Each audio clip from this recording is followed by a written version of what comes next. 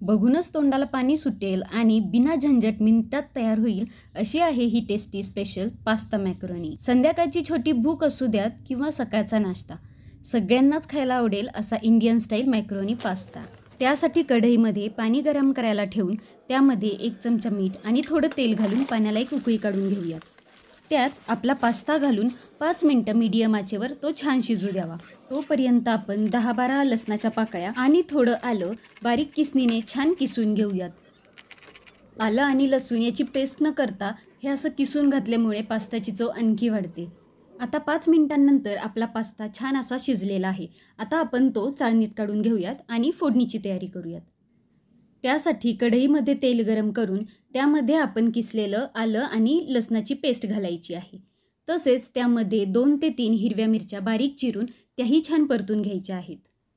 आता यामध्ये एक मोठा कांदा उभा चिरून घ्यायचा आहे आणि तोही या तेलामध्ये छान परतून घ्यायचा आहे। कांदा थोडासा ट्रान्सल्युसंट झाला की यामध्ये 1 चमचा ओरिगानो, 1 चमचा चिली फ्लेक्स घालून नंतर त्यात 3 मोठे चमचे टोमॅटो सॉस आणि 1 चमचा रेड चिली सॉस घालून घ्यायचा आहे। तसेच त्यानंतर जर आपल्याजवळ असेल तर आपल्याला पास्ता मसालाही घालून घ्यायचा आहे। जर आपल्याजवळ पास्ता सॉस असेल तर तुम्ही तोही घालू शकता। अगदीच काहीच नसेल तर तुम्ही मॅगीचा मसाला जरी घातला तरीही याला छान चव येते।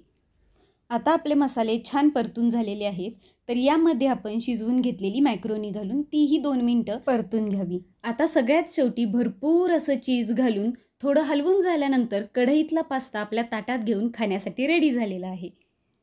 तर तुम्ही पाहिलंच असेल हा पास्ता बनवायला किती सिंपल आहे आणि बिलकुलही चिकट होत नाही, एकदम मोकळा आणि खूप कमी सामानात बनेल अशी ही पास्ताची रेसिपी आहे।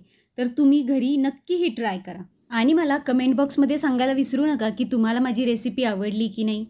चला तर मग भेटूयात नेक्स्ट व्हिडिओमध्ये। तोपर्यंत चॅनलला लाईक आणि सबस्क्राईब नक्की करून घ्या। थँक्यू।